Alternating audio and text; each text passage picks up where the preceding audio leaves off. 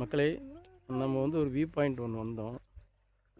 இந்த இடம் ரொம்ப அமைதியாக, இந்த இடத்துல பார்த்தோன்னே அவ்வளவு மலைகளும் அப்படியே வரிசையாக தெரியுது.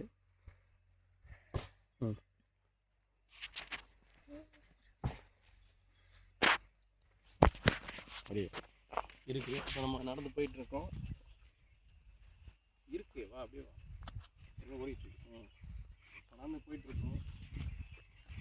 கீழேருந்து ஒரு 650 மீட்டர் அப்படியே நடந்து காட்டு பகுதியாக வரும்.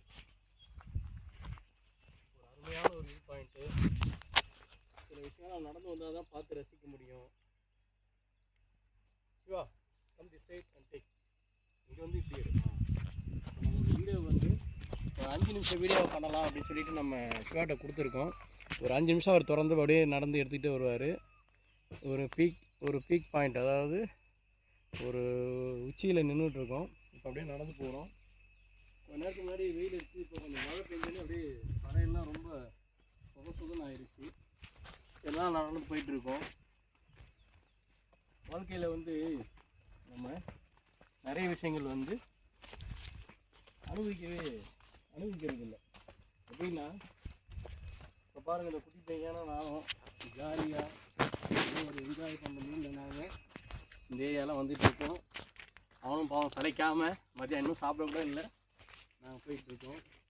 கொஞ்சம் மழை பெஞ்சால் ரொம்ப கிளியராகிருக்கு. கொஞ்சம் நடந்து போகிறது எங்கள் தூக்கு மேலே ஒரு 2 இன்ச்சு மேலே இருக்குது. அந்த அளவுக்கு மண் ஒட்டிகிட்டு இருக்கு.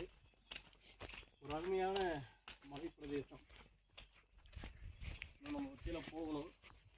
மணி 2 மணி ஆக போகுது.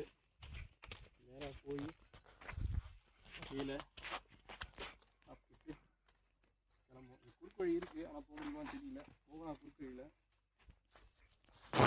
ஆனால் ரிஸ்க்கு ஜாஸ்தியாக இருக்குன்னு நினைக்கிறேன். வேண்டாம், நம்ம பாதையே போயிடலாம்.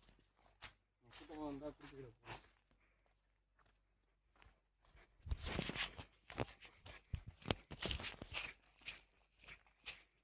வீடியோ முடிச்சிடலாமா? நன்றி, வணக்கம்.